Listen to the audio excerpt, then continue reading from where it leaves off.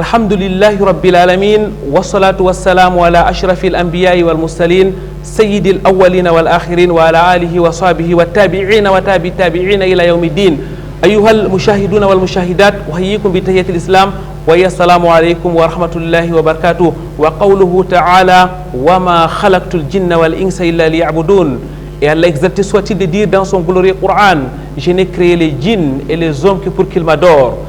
Une adoration basée incontestablement sur un message universel, source du bien-être ici-bas, mais aussi de la félicité dans l'au-delà. Mais en réalité, que comprendre de ces messages et surtout, quelle est sa singularité? Réponse dans cette émission des victimes de l'islam.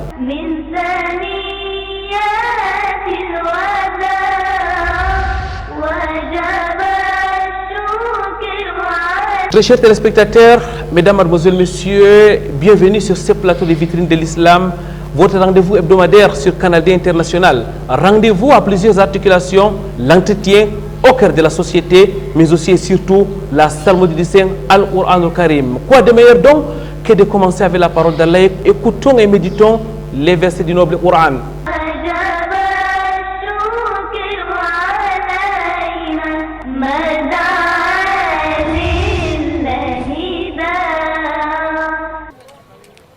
أعوذ بالله من الشيطان الرجيم.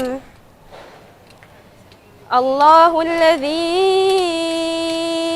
أنزل الكتاب بالحق والميزان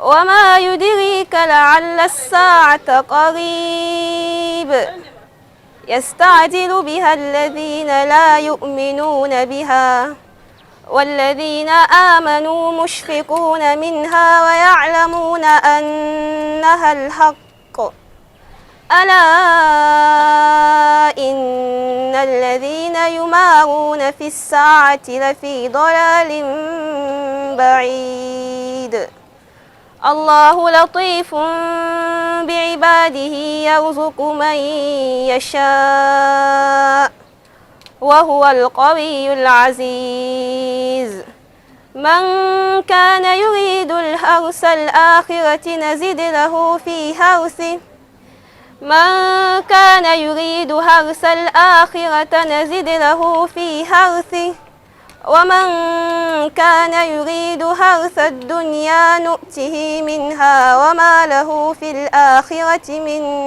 نصيب أم لهم شركاء شرعوا لهم من الدين ما لم يأذن به الله ولولا كلمة الفصل لقضي بينهم وإن الظالمين لهم عذاب أليم. وجب الشكر علينا مدى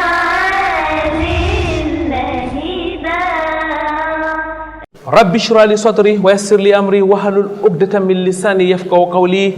Mesdames, mademoiselles, messieurs, ahlan wa sahlan wa marhaban bikoum dans la mosquée Ar-Rawda. Nous sommes bien évidemment dans la cité économique du Cameroun. Aujourd'hui, nous allons parler du message universel. Nous allons donc parler de l'islam. Avec nous pour aborder ce thème ô combien important, mesdames, mademoiselles, messieurs, docteur Abdul Majid de la République démocratique du Congo.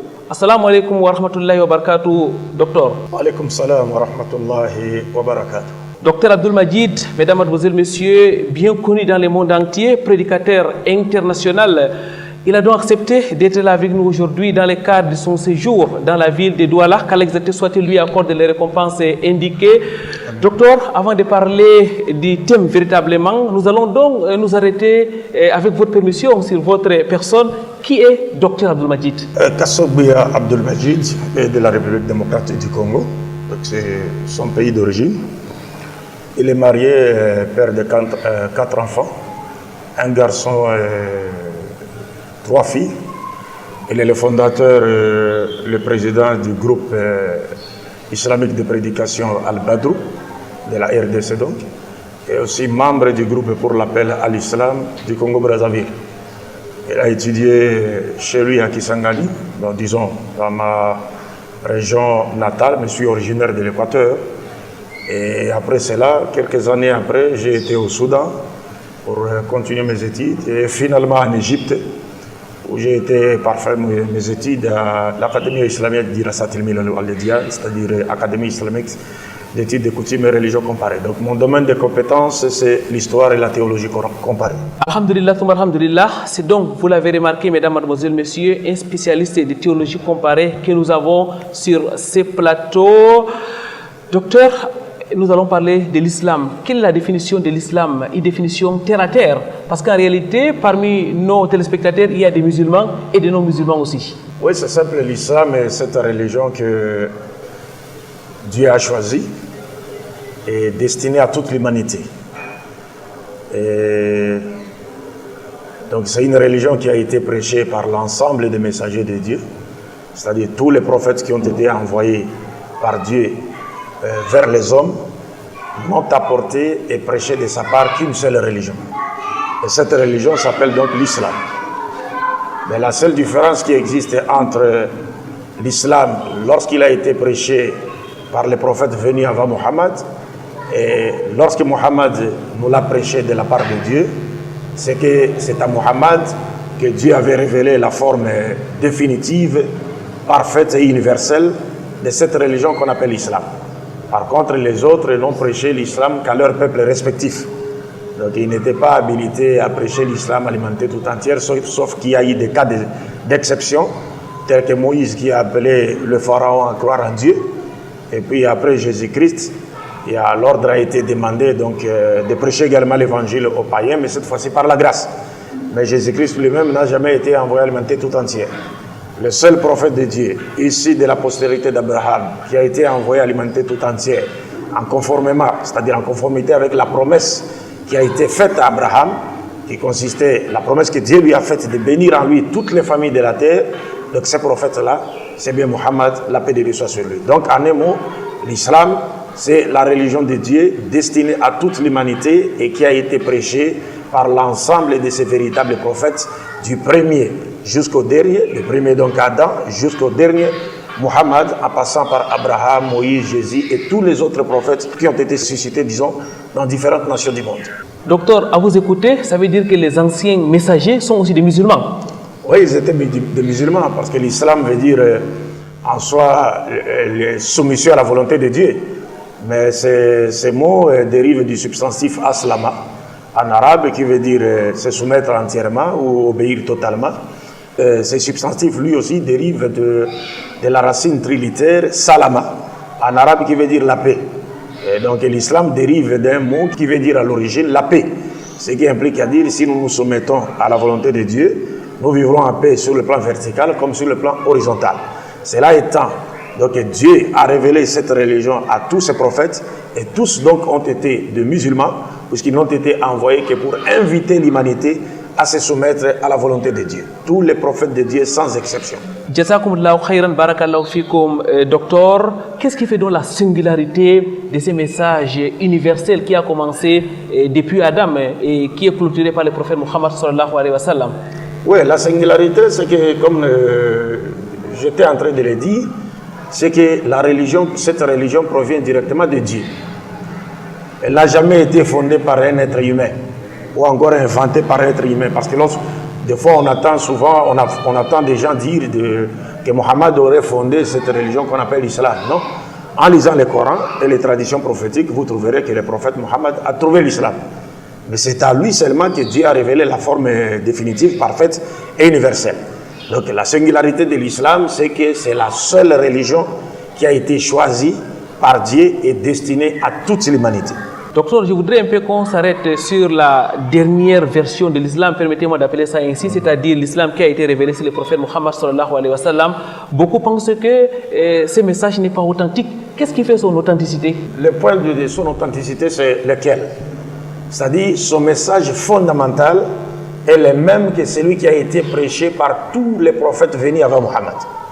Vous savez, Dieu dit dans le Saint-Coran, وَمَا أَرْسَلْنَا مِنْ قَبْلِكَ مِنْ رَسُولٍ إِلَّا نُوحِي إِلَيْهِ أَنَّهُ لَا إِلَهَ إِلَّا أَنَا فَاعْبُدُونِ. Donc Dieu dit au prophète Muhammad qu'il n'a envoyé aucun prophète avant Muhammad sans lui avoir révélé et demandé de croire et d'attester qu'il n'y a d'autres dieux dignes d'adoration excepté Allah. Donc le message fondamental de l'islam, c'est un message théocentrique. C'est-à-dire ça tourne autour de la personne de Dieu et n'existe que pour Dieu. Ce n'est pas par exemple comme le message de certains mouvements mystiques ou spirituels qui tournent autour de l'homme. C'est-à-dire qui prêchent l'homocentrisme, c'est-à-dire c'est l'homme qui est au centre. Et aujourd'hui par exemple dans le christianisme, c'est le christocentrisme, c'est Jésus-Christ qui est au centre. Mais l'islam, c'est Dieu qui est au centre. Et tous les prophètes, y compris Jésus, comme je l'ai dit, il était lui-même un musulman. Son message principal était le monothéisme pur. Comme il a dit dans Matthieu chapitre 22, si vous descendez en bas, et vous regardez également dans Marc chapitre 12, versets 28 à 34, vous verrez que Nabi Isa a dit aux enfants d'Israël, lorsqu'on lui a posé la question de savoir, la question sur le plus grand commandement de Dieu, il a répondu en disant, écoutez Israël, voici le premier commandement de Dieu. Le Seigneur, notre Dieu, est l'unique Seigneur. Et tu aimeras le Seigneur ton Dieu de tout ton cœur, de toute ton âme, de toute ta pensée, de toute ta force. Et voici le second commandement. Tu aimeras ton prochain comme toi-même. Il n'y a pas de plus grand commandement que ce deux-là. Et maintenant, dans la version de Matthieu, il montre clairement, il dit ceci, que toute la loi et tous les prophètes dépendaient de ces deux commandements. C'est-à-dire, les prophètes, la loi n'a été révélée. Et les prophètes n'ont été envoyés que pour enseigner ces deux commandements. Jamais les prophètes n'ont été envoyés pour autre chose. C'est seulement pour enseigner ces deux commandements. La loi de Dieu et les prophètes tournent autour de ces deux commandements. En d'autres termes, les prophètes ont été envoyés pour enseigner, à inviter l'homme à croire et à attester l'unicité de Dieu et établir partant une bonne relation avec Dieu sur le plan vertical et aussi inviter l'homme à établir une bonne relation avec son prochain et la nature qui l'entoure sur le plan horizontal. Voilà, ça c'est le message fondamental de tous les messagers de Dieu. Aucun prophète, véritable prophète de Dieu en tout cas, n'est venu avec un autre message autre que celui auquel nous venons de faire allusion. Très chers téléspectateurs, vous comprenez bien que nous sommes en compagnie d'un spécialiste de théologie comparée, Dr Abdul Majid. Tout à l'heure, vous avez dit le prophète Mohammed sallallahu alayhi wa sallam a été envoyé à l'humanité entière, que l'islam donc est un message universel. Est-ce qu'on peut avoir quelques explications par rapport à cette affirmation? Oui, je me dois encore de me répéter en disant l'islam du temps de Mohammed est un islam universel.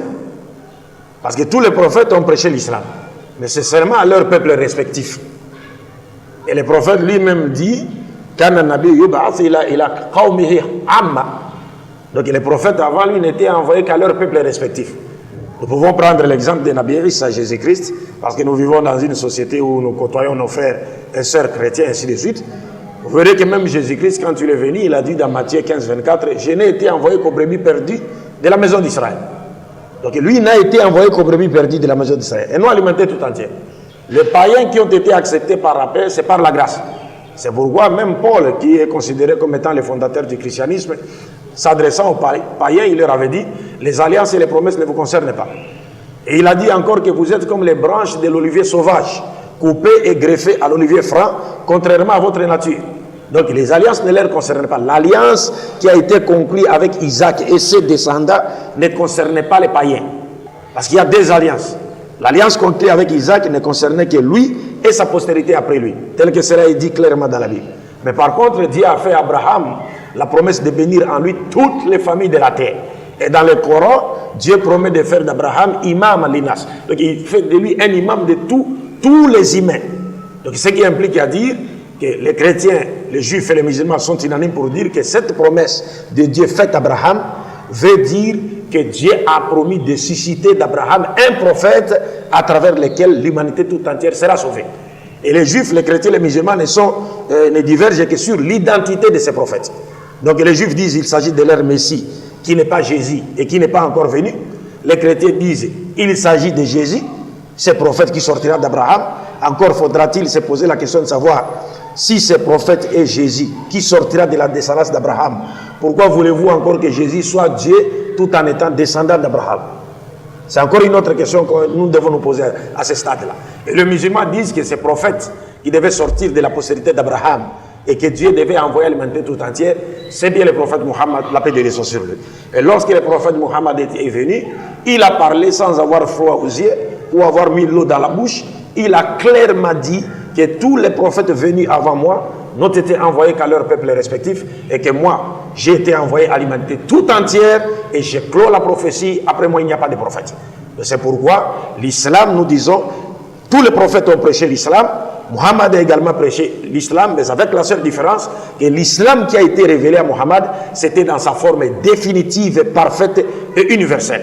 Et c'est pourquoi aussi les prophètes, pour confirmer le caractère universel de sa mission ou de son islam, l'islam qu'il a prêché, il a dit l'arabe n'est pas supérieur à un autre être humain, un autre être humain n'est pas supérieur à un arabe, un blanc n'est pas supérieur à un noir n'est pas supérieur à un blanc que par la piété. Donc il a basé les critères de noblesse sur la piété.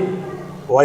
Il a placé tous les êtres humains sur le même pied d'égalité, lui-même étant arabe, mais il n'a jamais élevé les arabes au-dessus d'autres peuples. Il a basé les critères de noblesse sur la piété, sur le plan vertical. Docteur, à vous écouter, entre les lignes, on a l'impression que vous affirmez que les autres religions, les religions précédentes, ont annoncé l'arrivée du prophète Muhammad sallallahu alayhi wa sallam. Il n'y a jamais eu de religion précédente. Ce sont des hommes qui créent plusieurs religions. Pour Dieu, il n'y a qu'une seule religion qu'on appelle l'islam, qui veut dire soumission à sa volonté. Donc appelez-la comme vous voulez, en langue française, anglaise, en bamoun, en peul, en haoussa, c'est pas quoi, pourvu que le mot que vous allez choisir garde l'essence, le contenu de ce sens-là de soumission à la volonté de Dieu. Parce que Dieu nous montre clairement que sa religion, le nom de sa religion, c'est l'islam en arabe, en français, soumission à sa volonté. Et vous verrez que les noms d'autres religions, ce sont des noms qui ont été choisis par des êtres humains et qui ont été donnés à ces religions-là. Mais le nom de l'islam a été choisi par Dieu lui-même. Et c'est Dieu lui-même qui a appelé sa religion islam, qui veut dire soumission à sa volonté. En réalité, si l'on peut parler en termes de variété, il n'y a au monde que 2 religions. Il n'y a pas 3 ou 4. Il n'y a que 2 religions.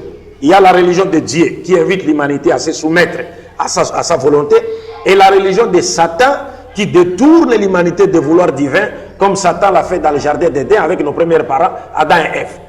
Est-ce que vous comprenez? Donc il n'y a que 2 religions au monde, la religion de Dieu ou la religion de Satan. Mais la religion de Dieu a ses caractéristiques. Et la religion de Satan est une religion mais qui a plusieurs facettes et plusieurs noms. Mais pour la connaître, vous pouvez la connaître facilement.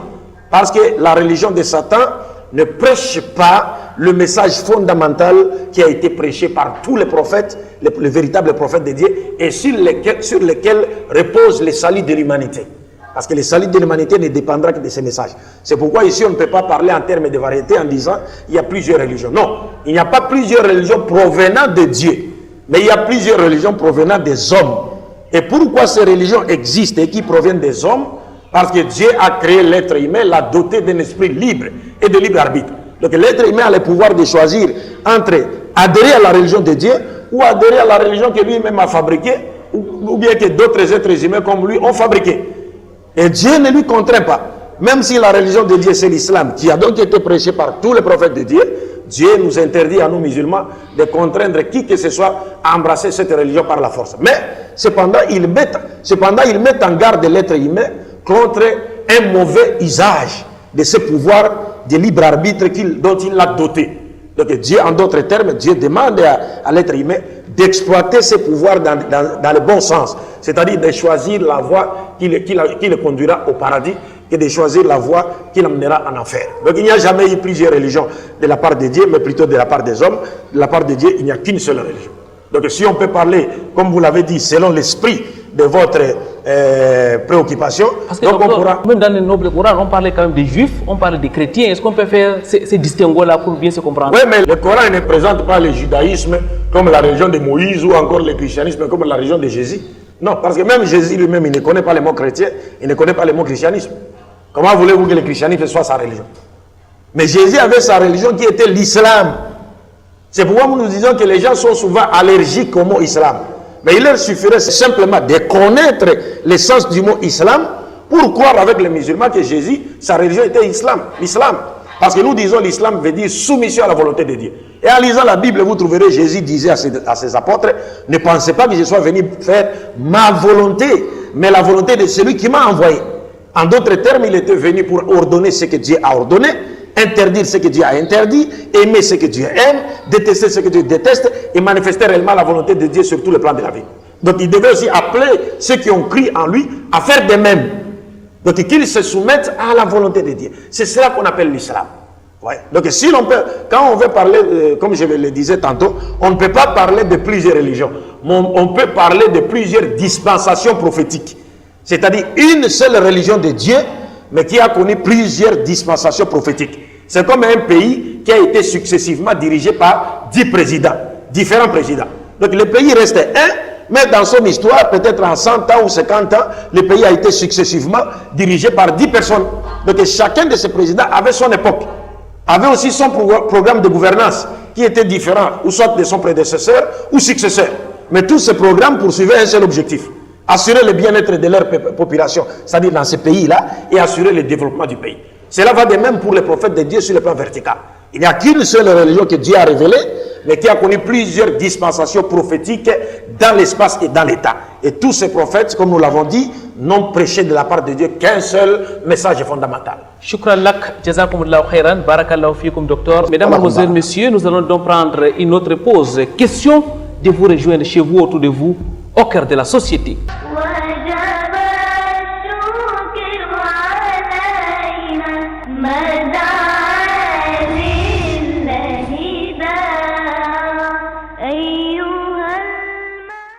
Le lieu dit parcours Vita dans l'arrondissement de Douala 5e était inondé du monde. Hommes et femmes, musulmans et non, se sont déplacés ce samedi 14 juillet 2018 pour écouter Dr Abdelmajid Kassokbia du Congo.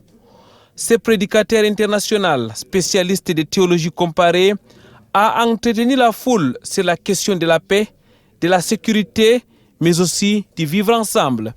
Nous remercions Dieu qui a fait que tout s'est bien déroulé, n'est-ce pas, et que le message, nous pensons que le message est passé et que les Camerounais, qu'ils soient musulmans ou chrétiens, n'est-ce pas, vont se prendre en charge, n'est-ce pas, et ils vont aussi considérer ce message du prophète Mohammed, n'est-ce pas, qui les invite, n'est-ce pas, à promouvoir la paix et la cohabitation pacifique et partant l'unité nationale du pays. Des thèmes chers à l'islam, ceci depuis les premiers musulmans qui ont cohabité pacifiquement avec les juifs, les chrétiens et même les polythéistes. L'islam prône l'acceptation de l'autre et l'obéissance aux dirigeants, ont rappelé les intervenants. Quand même à retenir que le message fondamental délivré par les différents intervenants, c'est que la paix, qui est chère à tout le monde, les Camerounais aujourd'hui de tous bords doivent comprendre qu'ils ne se laissent pas manipuler par l'extérieur pour mettre à feu et à sang leur pays. Cela ne profitera ni aux individus ni à la communauté camerounaise. Donc il faut garantir la paix, quel que soit contre vents et marées. Il faudrait éviter de se séparer, de se diviser, de sécessionner. Il faudrait l'union faire la force et son contraire ne peut amener que la désolation et la faiblesse. Min yetti Allah jomirawo subhanahu wa ta'ala gadduɗo mo haɗon o wolwani amin deydey ko islama ko woni islama dina islama ngam dina de'ende kanjum waddi mo haɗo kanjum mi faami e ɗiɗaɓol bo julɓe na julɓe pat hawra narra jonde jam ɓuri koɗime. La paix est primordiale et il fallait prendre dans les versets du Coran la parole sacrée d'Allah pour démontrer que tout concourt à la paix et que la paix est un cheminement qu'il faut commencer et on ne sait pas là où on ne se fatiguera jamais d'œuvrer pour la paix. Cette grande conférence qui a rassemblé environ 5000 personnes s'est achevée autour de minuit. Une satisfaction pour les organisateurs, mais aussi les participants vis-à-vis de ces messages qui vient à point nommé. On est vraiment très content de recevoir ce grand docteur, Cheikh Abdelmajid parmi nous, vraiment pour éclairer nos lanternes, pour éclairer non seulement les musulmans et les chrétiens. Vraiment, c'est une fierté pour la communauté musulmane du Cameroun, de Douala, de Yaoundé. Et surtout quoi, il nous a appris le vivre ensemble. Comment vraiment aborder l'islam dans tout ce pays, ceux qui prennent les musulmans pour des terroristes et puis tout ça là, vraiment il nous a éclairé la lanterne, que ce soit chrétien ou musulman, vraiment nous disons vraiment merci à tout le comité d'organisation. Franchement, ce que j'ai vu ce soir, je n'avais jamais vu ça. C'est ma première fois de voir ce que j'ai vu ce soir. C'était tellement bien, ça s'est très bien passé. Et du début jusqu'à la fin, les gens ont respecté l'heure. Parce que je suis arrivé à 19h et les gens étaient même déjà là. Parce que beaucoup de femmes de mon côté sont venues avant à 18h. Même d'autres ont prié effectué la prière de Maghrib au parcours Vita. Et ça s'est très bien passé. C'était vraiment une gigantesque conférence, comme vous l'avez dit. Et alhamdulillah, l'intérêt que l'audience, l'auditoire a accordé aux conférenciers était très élevé.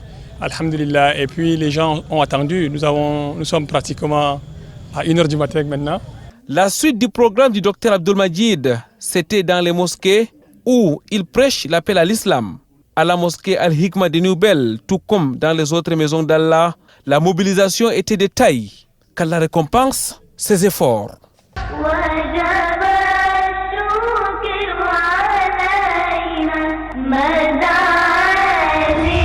Du cœur de la société, nous rentrons sur ce plateau. Mesdames, Mademoiselles, Messieurs, nous sommes en compagnie du docteur Abdelmajid Kassoudbia, prédicateur international, spécialiste des religions comparées. Docteur, quel est le déclic qui vous a orienté vers ces messages? Lequel? Le message universel de l'islam? Effectivement. Oui, effectivement, parce que vous savez, l'essor de l'humanité tout entière, aujourd'hui, dépend du message de Mohammed. L'essor de l'humanité tout entière. Regardez aujourd'hui comme nous vivons sur cette terre. C'est comme des bêtes, c'est comme des animaux. Mais il y a un message universel que Dieu a destiné à toute l'humanité. Et c'est ce message-là qui nous permettra de retrouver notre dignité, de retrouver notre prestige, notre honneur. Et partant, de retrouver la joie, la paix, la tranquillité qu'on a perdu dans le jardin d'Éden. Et ce message, c'est celui de l'islam, qu'il ne faudrait pas confondre avec les autres qu'on nous fabrique par-ci, par-là, et qui posent des actes terroristes, ainsi de suite, et on cherche à les confondre avec l'islam pour essayer de disqualifier l'islam ou discréditer l'islam. Non, l'islam n'a rien à voir avec ça. Docteur, j'ai parlé du déclic. Est-ce qu'il y a quelque chose de spécial qui a constitué le déclic en réalité?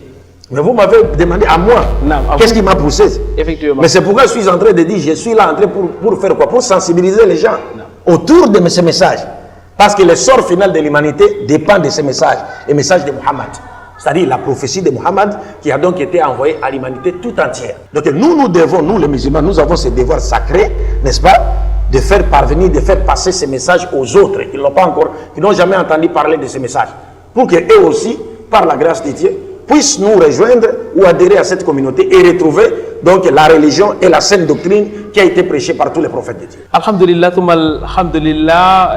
Mesdames, Mademoiselles, Messieurs, nous allons continuer cette émission avec notre invité, Dr Abdelmajid. Dr Abdelmajid, votre domaine de compétence, la théologie comparée. Oui. Qu'est-ce qu'on doit comprendre par théologie comparée? Oui, théologie comparée nous permet de connaître les autres. Vous savez, comme il y a une religion provenant de la part de Dieu, mais il y a aussi d'autres religions que des humains ont créées.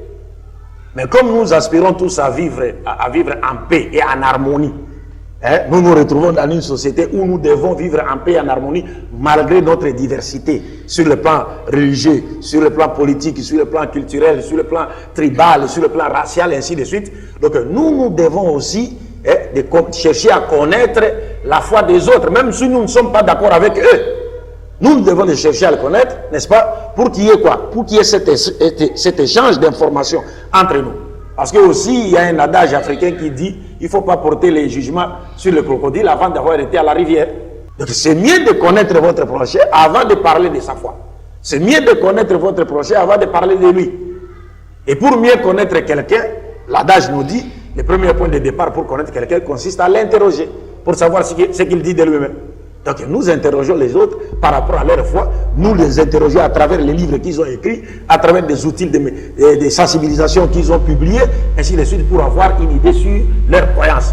Ainsi, on peut peut-être se retrouver sur certains points, bien sûr qu'il y a des points de convergence et de divergence. Alors, quels sont ces points de divergence en réalité? Parce que ceux qui vous suivent savent très bien en réalité que... Par rapport à qui? Par rapport au christianisme, par exemple. Par rapport au christianisme, nous avons beaucoup de points de convergence. Des divergences d'abord. Bon, le plus grand point de divergence entre chrétiens et musulmans, c'est d'abord la doctrine de la rédemption. C'est-à-dire la doctrine du salut par la mort de Jésus. Parce que c'est cette doctrine qui a engendré la doctrine de la divinité de Jésus, la doctrine de la filiation divine de Jésus, et aussi la doctrine de l'incarnation de Dieu ou encore de Jésus, qui serait un Dieu incarné sous forme humaine. Donc cette doctrine est la mère de toutes les doctrines du christianisme. Et les similitudes à présent? Ben, les similitudes, c'est que les chrétiens croient également à Abraham comme étant le père des croyants. Donc nous nous retrouvons, chrétiens, juifs comme musulmans, nous nous retrouvons en Abraham qui est le père des croyants. Et ils croient également à Moïse ainsi qu'à d'autres prophètes en qui nous croyons également. Mais le point culminant, n'est-ce pas, l'axe principal, c'est la reconnaissance d'Abraham comme étant le père des croyants. Or, maintenant, lorsqu'on interroge le Coran, est-ce qu'Abraham était juif? Non. Est-ce qu'Abraham était chrétien? Non. Mais Abraham était qui? Abraham était musulman. C'est-à-dire quelqu'un qui était soumis à la volonté de Dieu.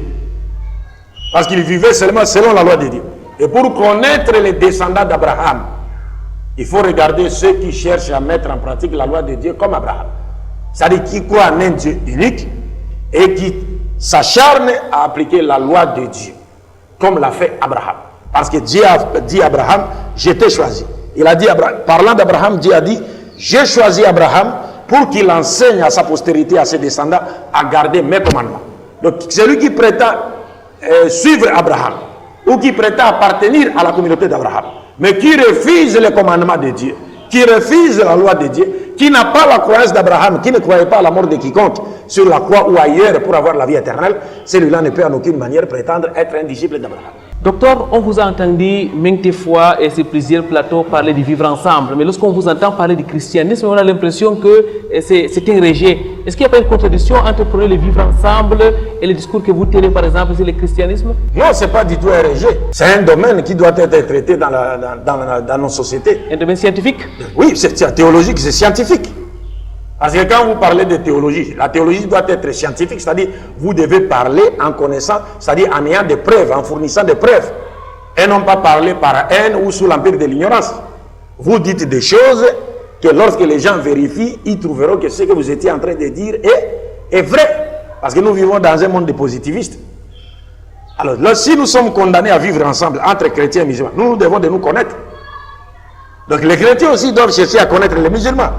Étudier même leurs livres, n'est-ce pas, pour qu'ils ne soient pas victimes de certains bobards qu'on rencontre sur l'islam et les musulmans et qui n'ont rien à voir avec l'islam et les musulmans. C'est seulement lorsque Allah lui-même, Dieu, dans le Coran, il nous recommande de dialoguer avec les chrétiens. C'est Dieu lui-même. Il nous recommande de dialoguer avec les chrétiens. Mais il nous indique le sujet du dialogue, l'objet du dialogue.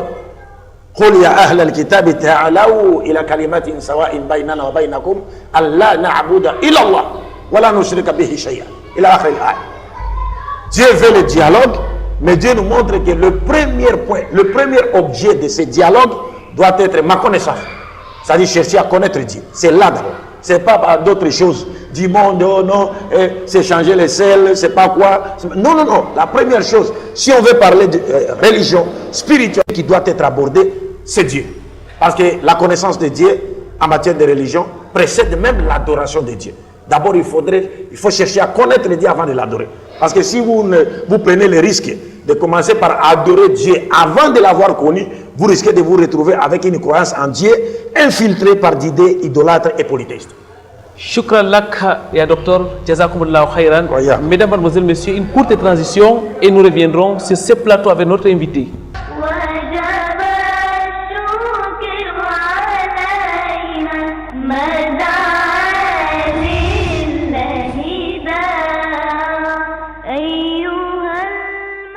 « 1998-2018, 20 ans déjà que ça dure. Comme de coutume, la Cameroun Muslim Student Union organise chaque année un séminaire de vacances Kamsou. Ce 20e rendez-vous des séminaires vacances Kamsou est porté par la branche de l'Université de Yaoundé 1 ayant pour site l'enceinte de l'ENIEC de Kolfolo à Soa allant du 3 au 11 août 2018. Séminaire ayant pour thème Kamsou, 20 ans au service de la cohésion sociale au Cameroun. Pour ainsi manifester cette cohésion sociale, les 8 branches réparties sur le triangle national ont répondu présentes. C'est environ 200 séminaristes, hommes et femmes, sans distinction aucune, qui se sont rassemblés pour vivre ce séminaire riche et profitable dans une parfaite cohésion. The activities have started well and everything is moving on well, and the impression or the hope and the impression we have is that everything is going to move on well as it has continued with the activities as we started yesterday with the opening ceremony, today the classes, and then the works in the various workshops. The one in which I attended was actually focused on the theme, and based on the opinions as well as the contributions from the members who participated in it, we have the positive impression that by the end of this seminar we must have been able to identify the achievements of our associations. En ce qui concerne la communication ici au séminaire, il faut d'abord souligner que la communication est ici à 2 volets. Nous avons la communication interne et la communication externe. En ce qui concerne la communication interne, il s'agit d'informer les frères, les séminaristes et les sœurs aussi séminaristes sur les activités en cours au séminaire et aussi passer de communication à des moments opportuns pour que tout le monde soit informé de tout ce qui se passe ici dans le site, d'abord des activités qu'on a dans le site. En ce qui concerne, on a aussi le volet du protocole, parce que c'est la communication qui gère le protocole. En ce qui concerne la communication externe, nous avons aussi la présence des médias. La délégation de Ngandéri compte 18 personnes, parmi lesquelles nous avons 5 sœurs qui sont actives et présentes. Nous avons notre président, nous avons le soutien de tout le monde et le séminaire se déroule bien. C'est vraiment une occasion grandiose et impressionnante, surtout que nous sommes à notre 20 ans et c'est une sensation extraordinaire de toujours retrouver ce public qui défend toujours les bonnes causes. Et je prie Allah que cela persiste dans l'avenir également et que nous soyons des modèles où que nous soyons. La tenue de ce rendez-vous juvénile de la communauté est donc une occasion idoine d'apprentissage des principes et valeurs chers à l'islam, à l'instar du tafsir, de la sira et bien d'autres à travers des conférences et prédications diverses. Il avait ce qu'on appelle at-tasfiya wa tarbiya. At-tasfiya wa tarbiya. Ça veut dire purifier son comportement et son éducation. At-tasfiya. C'est-à-dire il faut purifier son comportement et s'éduquer. Voilà les 2 principales. Lorsqu'on regarde la vie du cheikh, il avait ces 2 éléments dans sa vie. Il y avait ce qu'on appelle la tasfiya qui veut dire purifier son comportement. Il faut purifier son comportement. La purification du comportement est très importante. Tant que l'homme ne purifie pas son comportement, tu ne changeras pas dans une société. Et tant que l'homme ne parvient pas à comprendre qu'il a des manquements, il ne peut pas arriver à purifier ce comportement. Alors, le prophète sallallahu alayhi wa sallam nous fait comprendre que la chose la plus lourde sur la balance du serviteur le jour de la résurrection, c'était quoi? C'était le bon comportement. Le programme en général, c'est les enseignements avec les matières qui ont été retenues, à savoir le fiqh, tawhid, sira et hadith, mais également la formation technique afin de remettre à niveau les membres de la Kamsou pour une meilleure gestion des activités de cette dernière.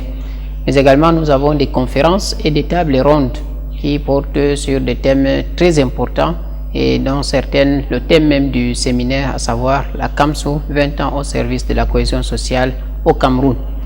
Et à côté de ces conférences et tables rondes, nous avons des ateliers qui nous permettent d'aller en profondeur pour mieux comprendre les différents thèmes abordés et également des commissions qui nous permettent de mieux comprendre le fonctionnement et la structuration de notre association et ainsi de définir ensemble la trajectoire à suivre pour les années à venir. Mais également, il y a le rapport que chaque région doit présenter sur une année d'activité, qu'est-ce qui a été fait, quelles sont les difficultés rencontrées et ensemble on essaie de trouver comment surmonter cela, sans oublier bien sûr les activités culturelles. Mais la particularité de ce séminaire cette année, c'est également le congrès qui est censé se tenir au courant de ce séminaire, un congrès au courant duquel le staff dirigeant devra être renouvelé. La tenue du congrès qui vise à nommer le nouvel Amir national en fin de séminaire le samedi 11 août est la cerise sur le gâteau ayant pour but de mettre sur pied les nouvelles directives de la Kamsou durant les 2 années à venir. La Kamsou, un avenir meilleur pour une jeunesse musulmane.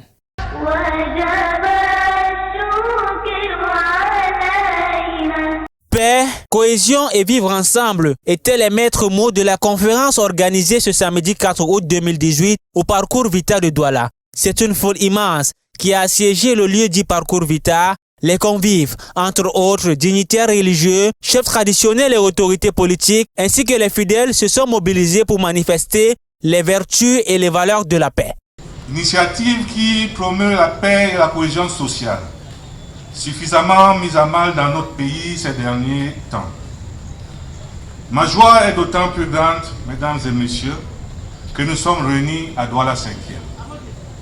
Échantillon par excellence de la diversité culturelle nationale. Arrondissement de brassage d'une importante population cosmopolite. Îlot de paix, terre hospitalière, cité dortoir, ville en devenir, au sein de laquelle je vous souhaite le plus agréable des séjours. The Muslim community of the Littoral region, to show that we are together, we are fighting to promote peace. We are fighting to show for the national and international opinion that the Muslims community in Littoral, in Cameroon, are against the war. S'il y a une seule chose dont tous les Camerounais sont d'accord, c'est qu'il faut qu'il y ait la paix. Ça, c'est incontestable. Donc, et pour qu'il y ait cette paix, les hommes et les idées ne sont pas suffisantes. Il faut implorer le Tout-Puissant pour qu'il nous accompagne, pour qu'il nous sauvegarde, pour qu'il essaie de nous donner la force de résister et de faire tout pour qu'on ait la paix dans notre pays. La paix, gage de progrès, d'épanouissement des populations, est donc plus que jamais nécessaire à préserver. Les messages allant dans le sens de la préservation de cette dernière ont été clairement véhiculés. Pour l'islam, la paix d'abord est une salutation, une valeur que l'on souhaite pour soi-même et pour autrui. D'où l'origine de la salutation musulmane, Assalamu alaikum. Que la paix soit avec vous. Donc le salam est une invocation au bien-être.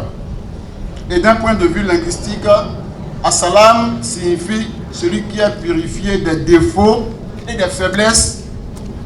Le sens du mot Assalam est proche des mots apaisement, sécurité, calme, tranquillité. Donc le salam renferme une essence spirituelle profonde. Au sortir de cet événement, les différents participants ont manifesté leur satisfaction, mais le plus important étant les invocations adressées à l'endroit d'Allah, exalté soit-il. Allah, tu es paix, et ton nom est paix, et de toi vient la paix, et partout règne la paix. Ta paix est dans ta miséricorde, qu'on connaît la paix. Et fais-nous vivre davantage dans ta paix, que la paix règne au Cameroun.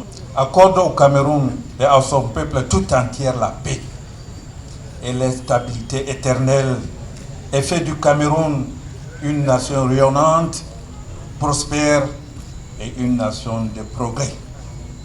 Par ta bénédiction que tu as mentionnée dans le Coran et par ton salut que tu as accordé au messager Mohammed sallallahu alayhi wa sallam, paix et bénédiction de Dieu soient sur lui. Amen.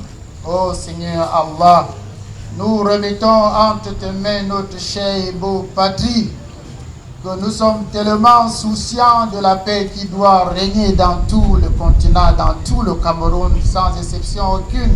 L'islam, dont l'essence est la paix, est un vecteur incontestable de cohésion et de vivre ensemble harmonieux.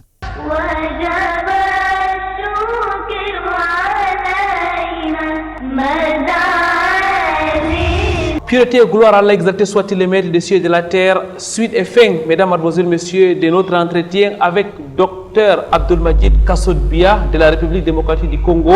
Avant de prendre votre dernier mot, il y a beaucoup de citoyens dans le monde qui estiment que le message de l'islam est un message dépassé, c'est un message archaïque.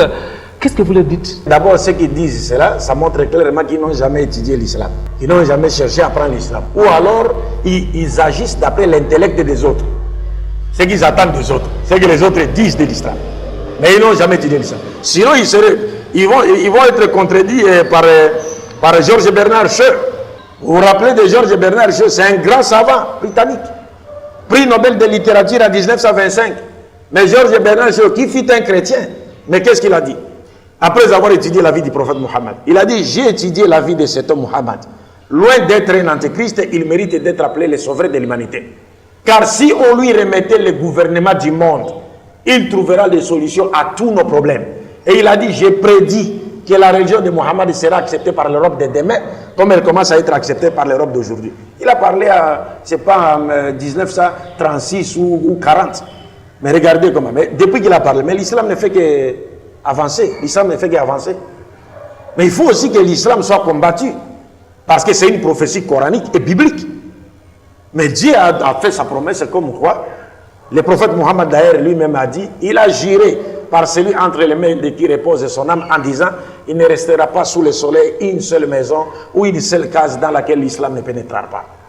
Donc ça va pénétrer plutôt sur le message de Dieu. Donc nous invitons ces frères à, n'est-ce pas, à polir d'abord les miroirs de leur cœur de la poussière des préjugés, n'est-ce pas, et à avoir une disposition intérieure et positive par rapport à l'islam, à chercher à étudier véritablement l'islam, que de se laisser massacrer par des bobards que les détracteurs racontent sur l'islam. Shukran lakoum, ya docteur. Maintenant, votre dernier mot à l'endroit de tous nos téléspectateurs à travers le monde. Je profite d'ailleurs pour dire un salam particulier à tous ceux qui nous regardent depuis la République démocratique du Congo. Nous avons beaucoup de téléspectateurs de ce côté-là.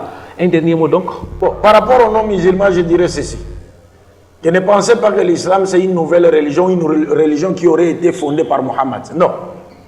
L'islam n'a pas été fondé par Mohammed. Mohammed a trouvé l'islam. L'islam, c'est cette religion que Dieu a choisie et qu'il a destinée à l'humanité tout entière. Et cette religion-là qui a été prêchée par tous ces prophètes. Tous les prophètes de Dieu étaient des musulmans, c'est-à-dire des gens soumis à la volonté de Dieu. Pourquoi pas? Parce que nous avons été créés par la volonté de Dieu. Nous vivons sur une terre qui a été créée par la volonté de Dieu.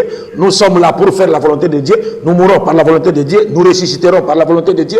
Nous comparaîtrons devant son tribunal par sa volonté. Nous serons jugés conformément par rapport à notre attitude face à la volonté de Dieu qui nous a été graduellement prêchée par tous ces prophètes dans leur époque respective. Donc l'islam n'est pas du tout une religion qui appartiendrait aux Haoussa, ou bien aux Peul, ou seulement aux Bamoun, ou seulement aux Baméricains. Non, non, eux-mêmes le savent. L'islam, c'est une religion universelle de Dieu qui a été prêchée par tous les prophètes de Dieu. C'est pourquoi lorsque nous accomplissons le pèlerinage, nous trouvons à la Mecque là-bas des gens venus de toutes les nations du monde. Parce que le message de l'islam est universel. Mais le malheur seulement est que les musulmans ont pris, surtout au Cameroun ici, ils ont pris le message de l'islam en otage entre les 4 murs de leur mosquée. De sorte que certaines personnes non averties pensent que l'islam, c'est seulement une religion de Haoussa ou de Peul, ou c'est pas de Bamoun, comme ça. Docteur, mais là vous relancez le débat. Vous êtes en train de dire qu'au Cameroun, il faut encore plus d'efforts dans l'appel à l'islam? Normalement, mais depuis que je suis arrivé, j'ai donné 2 conférences. La première conférence à Yaoundé et la seconde ici. Et ces 2 conférences ont porté sur le thème la contribution de l'islam dans la pérennisation de la paix et du vivre ensemble. Parce que j'ai trouvé que c'était le moment opportun, il fallait en parler. Parce que nos gouvernements en Afrique sont non seulement confrontés au fléau du terrorisme, mais ils sont aussi parfois confrontés à des conflits internes, généralement entretenus par une volonté extérieure. Donc il fallait montrer, enseigner quelle doit être l'attitude du musulman. Quelle doit être l'attitude d'un Camerounais patriote qui veut du bien pour son pays, qui veut du bien à son pays, à ses frères, à ses proches, à sa famille, ainsi de suite. Donc c'est pourquoi on a parlé. Mais après cela, la tournée que j'ai effectuée, je ne faisais que mettre un accent sur la nécessité qu'il y a pour les musulmans aujourd'hui de faire la dawa au niveau externe. C'est-à-dire d'appeler les gens qui sont dehors, qui n'ont pas encore connu l'islam. Parce que l'islam est pour eux aussi.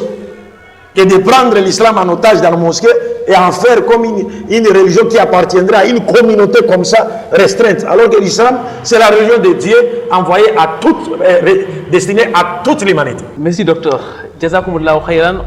Mesdames, mademoiselles, messieurs, on ne se fatiguera jamais d'écouter notre invité, mais Inch'Allah, nous l'aurons dans nos prochaines éditions pour parler cette fois-ci du vivre ensemble. Mais avant de partir, comme des traditions, nous allons vous laisser méditer sur ces versets. Allah soit-il dit dans son glorieux Coran, Inna dina inda Allah l'islam. Certes, la religion d'Allah soit-il est l'islam. On se donne rendez-vous donc vendredi prochain lorsqu'il sera 16h30 heure du Cameroun ou samedi à 6h30 dans le cadre de la rediffusion de cette émission. Subhanakallahumma wa bihamdik nashhadu an la ilaha illa anta nastaghfiruka wa natubu ilayk. Wassalamu alaikum wa rahmatullahi wa barakatuh.